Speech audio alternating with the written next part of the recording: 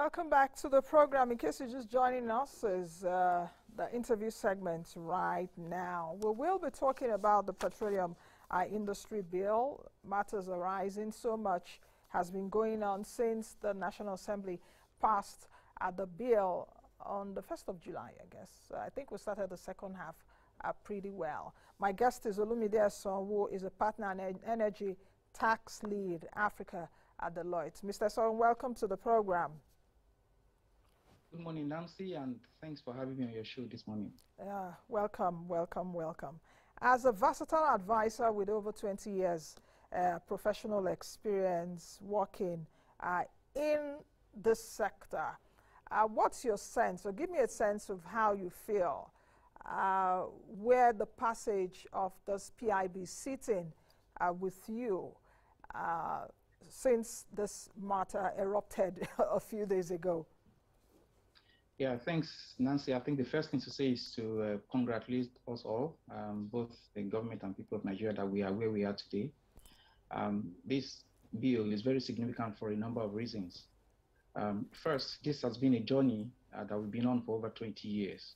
So, which, if you cast your mind back to 2001, when the president of Obasanjo did set up the Oil and Gas Industry Committee, which then morphed into the NAGFRA bill, and later on into the various versions of PIB, which the successive National Assembly hasn't been able to. Being passed into law by the National Assembly is certainly a great deal. That's one. Two, this particular bill is omnibus in nature, and it's either repealing or amending at least 11 other bills, other existing acts rather, some of them dating as far back as 1959 for Petroleum Profit Tax and 1969 for the Petroleum Act. Number three, over the years, we've lost hundreds of billions of dollars in foreign direct investments because of the uncertainty in the oil sector, because we have been unable to pass this bill. If we take that into context for an oil and gas rich country like ours with over 40 billion barrels in discovered oil and over 200 TCF in discovered gas, if we continue to produce at the rate we currently produce today, it will take us over 50 years to finish the oil, to fully monetize the oil, and over 70 years to monetize the gas. So because we have been unable to attract the right investments, in the past years, meant that passing this bill unlocks that opportunity, and we can start to see that foreign direct investment flow into Nigeria once again. So it is really important, that we see this through, including the presidential assent, which we expect maybe next week or week after. Excuse me, I've seen so much excitement greeting the passage of this long-awaited PIB, definitely 20 years in the making. We've seen it being chopped, we've seen it being rejected, we've seen it brought back. I think within the 6th, 7th, 8th, or 9th Assembly, at least the 9th Assembly has passed it now. We've seen it being broken down to about 4 separate bills and all of that. But is it uhuru yet for us? So should we be a bit cautious with this excitement, bearing in mind that we've lost so much even in oil investment? If you take a look at what has happened in the last 1 year or so in Africa, at least in the last 2 years. Okay, let me put it specifically for Nigeria, about $9.6 billion that came in terms of, foreign direct investment. Just a paltry sum of $53 million is coming into the oil and gas sector. So should we tread our excitement with a bit of caution and roll up our sleeves to begin to do with the work now that the passage has come? Thanks, Nancy. Certainly, it's not uhuru yet, but it's certainly a right step in the right direction. I say that it's the beginning of a journey. Over the coming years, there will be need to tweak this legislation to make it fit for purpose. For example, this legislation has no provisions for decarbonization. We all know that Nigeria is signatory to the Conference of Paris on the climate, and so at some point in time, we're going to join them in the energy transition. So this bill doesn't have anything on that. So certainly we're not where we want to be, but this is a good place to start. We can then start to tweak this maybe via the Finance Act on an annual basis, to get the best out of the petroleum industry bill. Of course, the expectation is that this will be signed by the president since it is an executive bill. So I do not expect to have major issues with that. So, but then going forward on a yearly basis, we need to continue to improve the quality of the acts to make sure it's fit for purpose. Now, remember, we are in competition with the rest of the world, the rest of the oil-rich countries. We have to compete with the Gulf of Mexico for capital, compete with the Middle East for capital. Even if we come home to sub-Saharan Africa, we are competing with the countries, that form the West African Transformation Margin, talking about, Cote d'Ivoire, talking about Ghana. Look at East African Rift gas, significant gas deposits in East Africa with Kenya, with Tanzania, with Mozambique, even our neighbor here in Angola. So we're competing for capital. We need to make our laws fit for purpose, make them attractive to investors. So we can start to attract, and unlock investment in Nigeria. There was statistics recently that between 2015 and 2019, there was $70 billion was invested in the sector in sub-Saharan Africa, out of which Nigeria got just under 5%, just $3 billion. About 4%, so there's still a lot of work to be done. Still a lot of work. I want you to break it down for Nigerians that are watching right now and are wondering about the furore around the PIBU. What are these people even talking about? I want you to really explain it for Nigerians to understand, and perhaps the differences between this PIB and the previous ones that we've seen at the National Assembly that did not see the light of day, and why this excitement should be there. Well, thanks, Nancy. It's a big job. Well, I'll try my best. Yes, I know. A 20-year journey. Just break it down. Exactly. So it's an omnibus bill which basically tries to clean up end-to-end of the Nigerian, petroleum sector, both upstream, midstream, and downstream. Now, if you cast your mind back to where we started from, the first legislation that came out of the Oil and Gas Industry Committee set up by the then administration of President Passenger was the NACFRA bill. The focus of the NACFRA bill then was just on the gas subsector.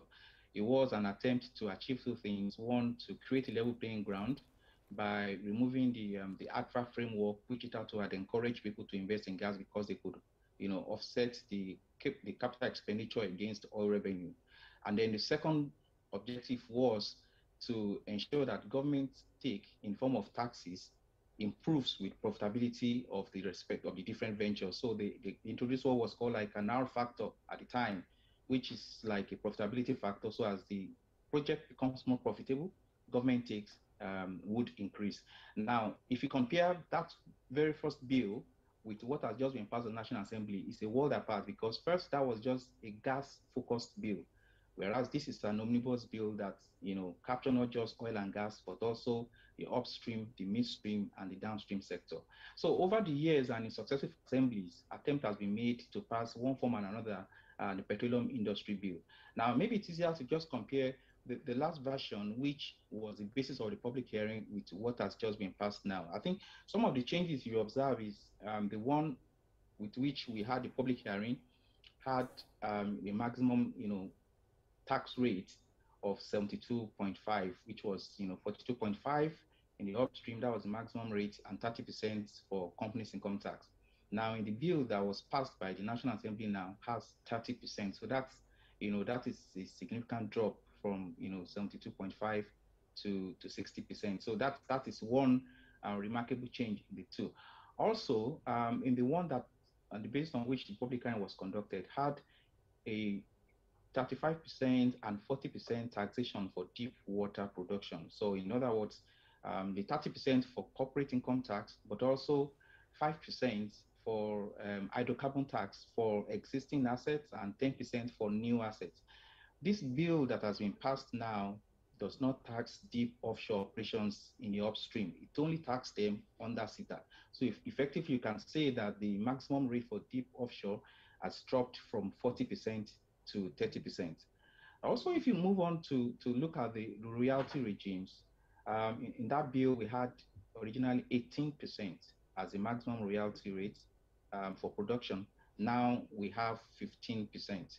So, there is obviously a lot I would say, to be careful about, in fact that on the face of it, it looks better than what we had the public debate on. But I'm always cautious to add that the proof of the pudding is in the eating. When the companies start to run the different economics for their projects, then we are able to determine and ascertain whether indeed the fiscals are better than what it was under the various PIBs which never made it into law. Okay, this PIB 2020 now that has been passed, we expect that the president, when he gets it, of course, we expect that harmonization even between the House and the Senate in coming Right. days. But I really want us to chop the dynamics of this bill, because I'm aware that it has about 5 chapters: the fiscals, the miscellaneous, the governance, completes the rest. Just just break down the different chapters of this bill and what each chapter represents, and what is each chapter, what we stand to benefit, whether the IOCs or Nigerians, because there's also the host community part of it there. Okay, so let me unpack it this way. This omnibus bill has got 5 chapters, like you mentioned. It's got 23 parts, because under the chapters you have different parts. For example, under chapter 1 you got 5 parts. So it's got 23 parts, and it's got 7 schedules attached to it. So the first chapter, like you rightly mentioned, is focused on governance. Okay, with 5 parts. The first one being the vesting and objective. The second one, part 2, being the role of the minister. Then the third one being the setting up of the upstream regulator, which will be called the Nigerian Upstream Regulatory Commission. And part 4, setting up the midstream and downstream version, which is the Nigerian Midstream and Downstream Petroleum Regulatory Authority. And then part 5 of chapter 1 focused mainly on NNPC, setting up NNPC for success and commercializing NNPC. Now, chapter 2 of the bill focused mainly on administration and talks about what the different agencies will do, what the roles, and how they regulate the industries. Chapter 3 is a very interesting one, which is the one that addresses the host community development. And, it talks about establishing the host community trust, set out clearly how the fund, Old Community Development Trust Fund, will be established and how it will be disbursed, the establishment of advisory committee, the requirement for transparency, and the need to have audited accounts in respect of each of these trusts. So if we move on to chapter 4 is a very interesting one that focuses on the fiscal framework. And so it's focused on, the tax, what we call the hydrocarbon tax, which is the upstream tax, and also the company's income tax. So it amends the company's income tax, as well. And then, you complement this with the schedules, Schedule 5 that talks about capital allowances, Schedule 6 that talks about production allowances, and Schedule 7 that talks about royalty. So that chapter 5 is really very chapter 4 is really very critical, because it contains the fiscals. And of course, if you see people that are modeling for these oil companies, they're going to focus a lot on this particular chapter of the petroleum industry bill. Of course, I mentioned earlier that the tax rate, the maximum tax rate, will now be 30% under the carbon tax, and then 30% under company's income tax, making the combination, of 60% total tax that will be levied on upstream companies that choose to convert. Now, I need to mention quickly that under Section 302 of the bill, you do not have to convert immediately. If you choose not to convert to the PIB, then your conversion will be automatic upon the expiration of your existing license. So, and I believe that decisions of companies as to whether to, convert immediately within the next 18 months or not will depend on the economics, for them. As you know, currently the maximum rate is 85%. Yes, under the current Petroleum Profit Tax Act. Whereas under this bill, the maximum rate will be 60%, combining the 30% hydrocarbon tax with 30% company income tax. But that's not enough to determine what the outcome will be until when it is modeled. Because as part of this chapter 4 on fiscals, you have the introduction of what they call the CPR, cost profit ratio, which basically try to limit the maximum amount of cost you can claim tax deduction for in any particular year.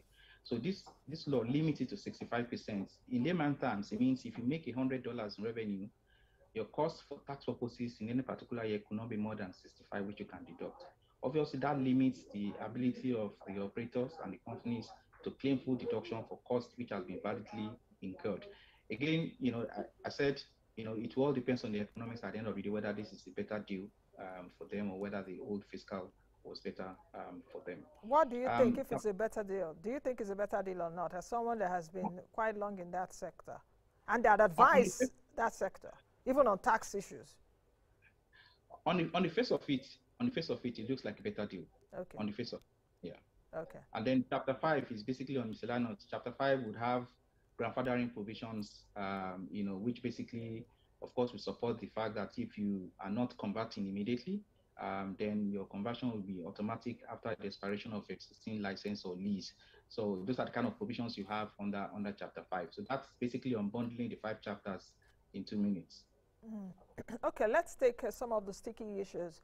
I know the most sticky issue is that of the host communities, but I'll come to that a bit. Let's talk about the commercialization of the NNPC. What will it look like? Because over the years, we've talked about, the NNPC should look like the Petrobras of Brazil, should look like the Saudi Aramco. I'm putting it into context, especially for my viewers to understand. Saudi Aramco, for example, raised $25.6 billion at the last IPO that it did. It just sold just a little percentage of it. In fact, the Crown Prince said in April that he wants to sell additional 1%. As at the time they did their IPO, it was selling for about 32 reals, which is about $8.53.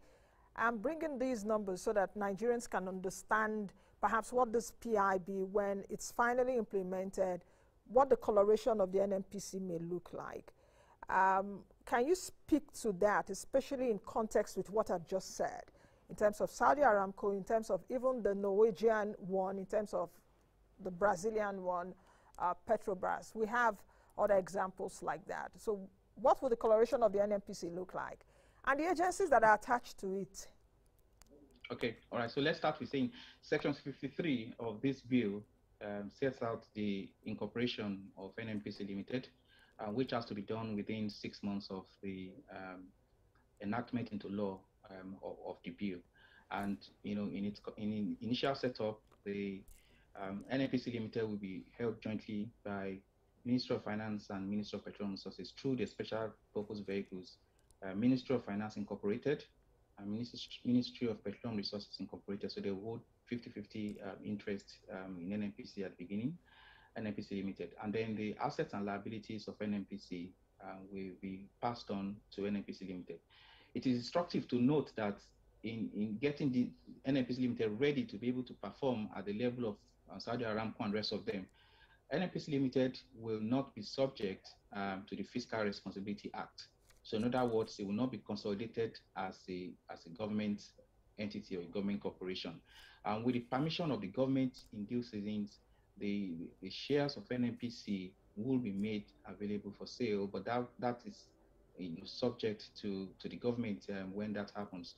So the asset and liability will be transferred of current NNPC into NNPC Limited, and that is to set it out on the commercialization journey. So hopefully with time, NNPC will attain that level of credibility in the market that you'll be able to perhaps attract foreign investors or even be able to raise, multi-billion dollars in the international fund market.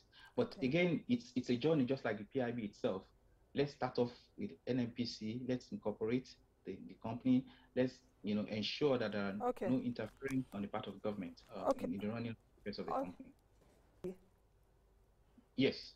So I did mention the fact that it's going to be jointly owned by Ministry of Petroleum Resources, at least at the initial, and the Ministry of Finance through their vehicles, Ministry of Finance Incorporated and Ministry of Petroleum Resources Incorporated, and they hold it 50-50 in trust, of course, for us as Nigerians. And then with time, with the permission of the government, it will become open.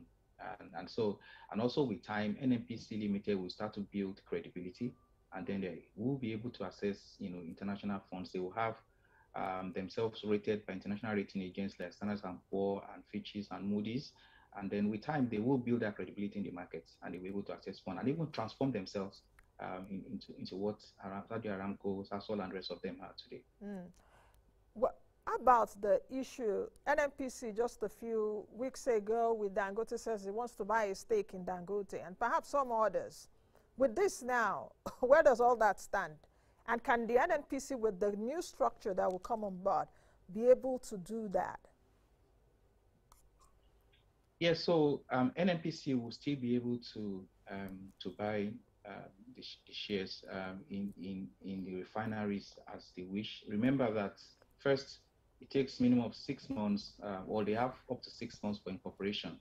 So even when they are incorporated as a company, they still can buy shares. Companies can buy shares, can invest in other companies. So, but I think what you will see then is the decision has to be made whether this is in the best economic interest of the company to buy the interest or not, knowing fully well that the Fiscal Responsibility Act does not apply to NNPC Limited when it's eventually incorporated.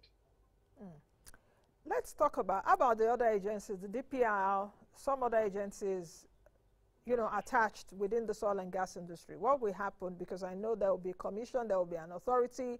There have been talks around 2 regulators. Some people, analysts, were like, why should you even have 2 regulators in the first place? You can have 1 regulator and various departments or departments that attend to the various elements of it. What do you think?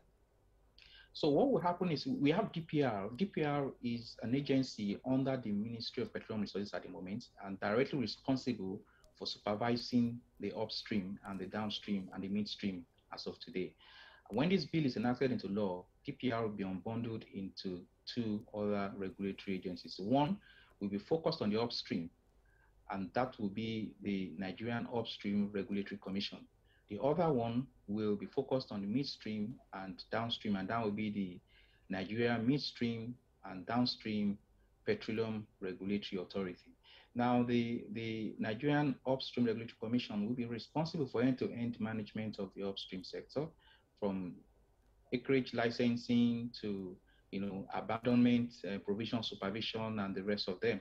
Whereas the Nigerian Midstream and Downstream Petroleum Regulatory Authority will be responsible for the midstream and the downstream regulation. That will include licensing for transportation, pipeline transportation, liquefied natural gas licenses, refinery licenses, whatever is not upstream will come, under the Nigerian Midstream and Downstream Petroleum Regulatory Authority. So, of course, there will be some learning curve as these 2 regulatory agencies start to become specialized in their respective fields. But we hope that with time, there will be capacity building, and then we'll get to that point where these different agencies are able to fulfill their mandate to Nigerians by effectively supervising the relevant sectors of the Nigerian petroleum industry.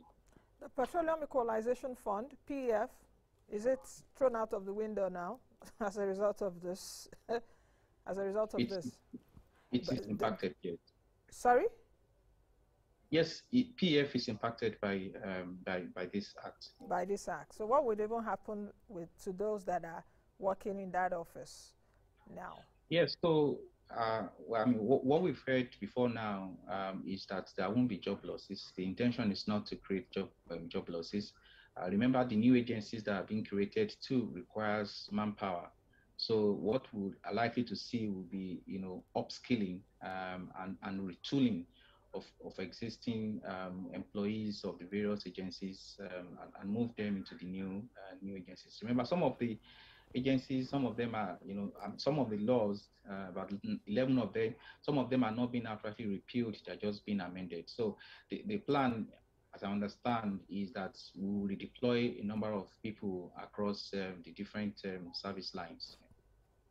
Let's talk about the subsidy or under recovery issues. What happened next, and what should we as Nigerians even begin to expect from when the president assents to the bill in the mid to long term, really? What would happen?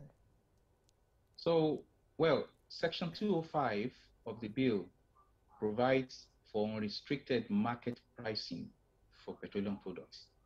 What that simply means is the pricing will not be regulated. However, there is a residual regulatory obligation on the part of the Nigerian Midstream and Upstream Petroleum Regulatory Authority particularly in cases where maybe they found a monopoly involved and they try to just ensure that the pricing is fair enough.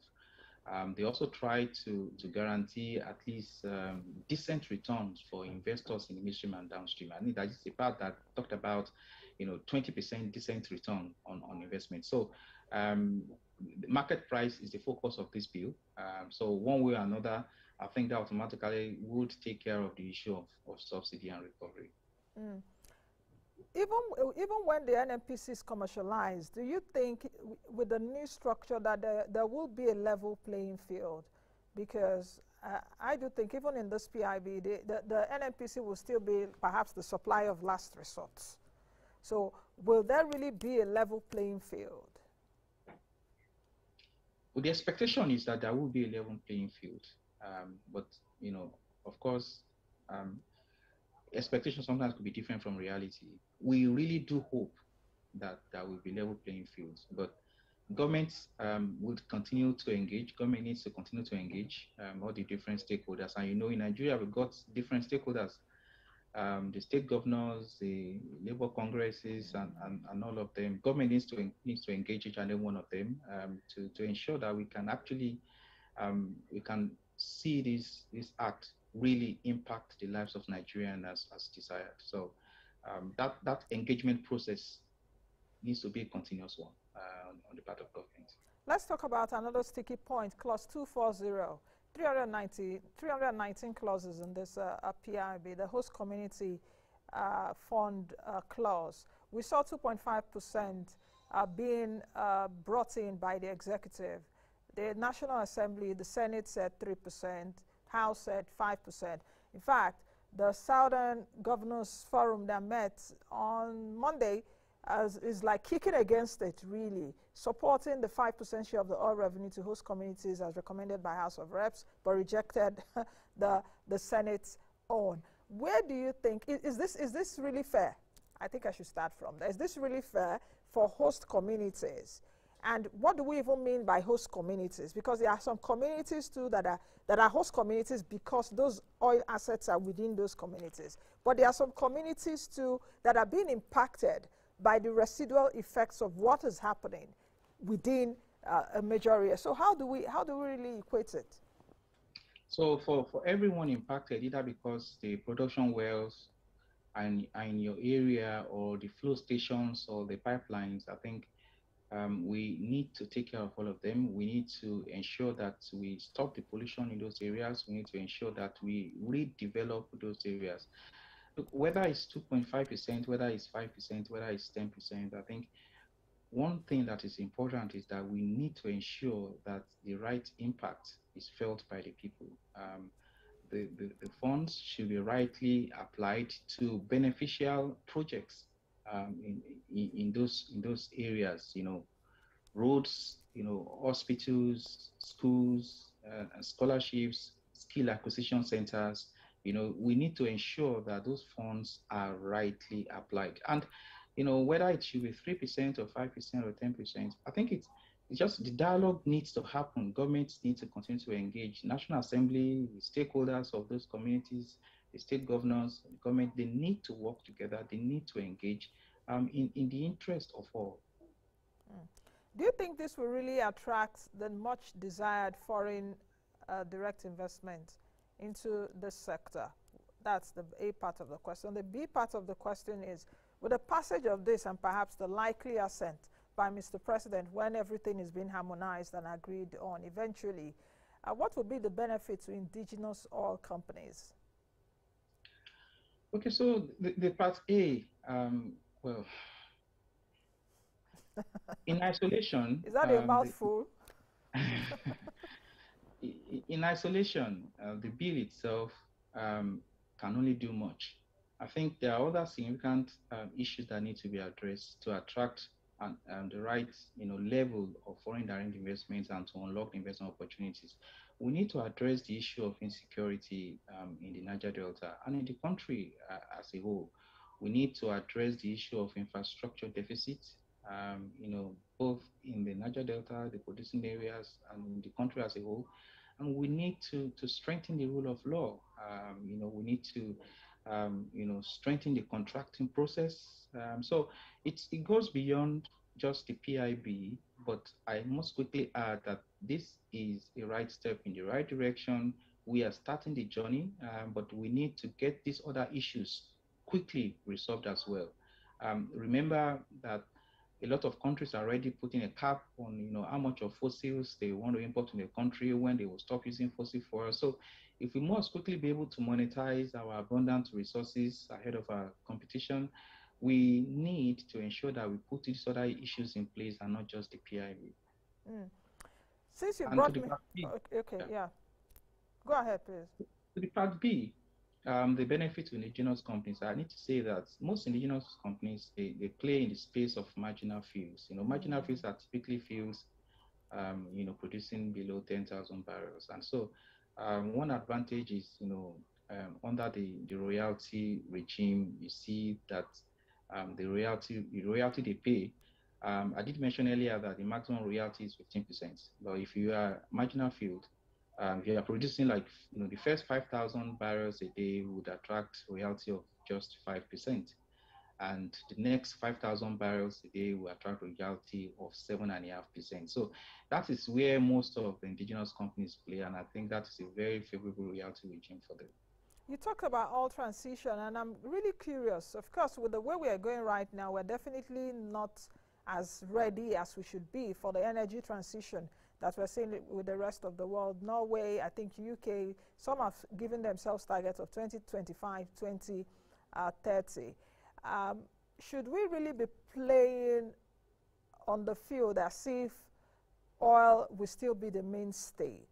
Or are you of the view that oil will definitely, we're seeing electric vehicles now, but oil will not really go because there are some residues or there are some component hydrocarbons that come with crude that we need for other things, for batteries, even for paints, for cosmetics, and all of that?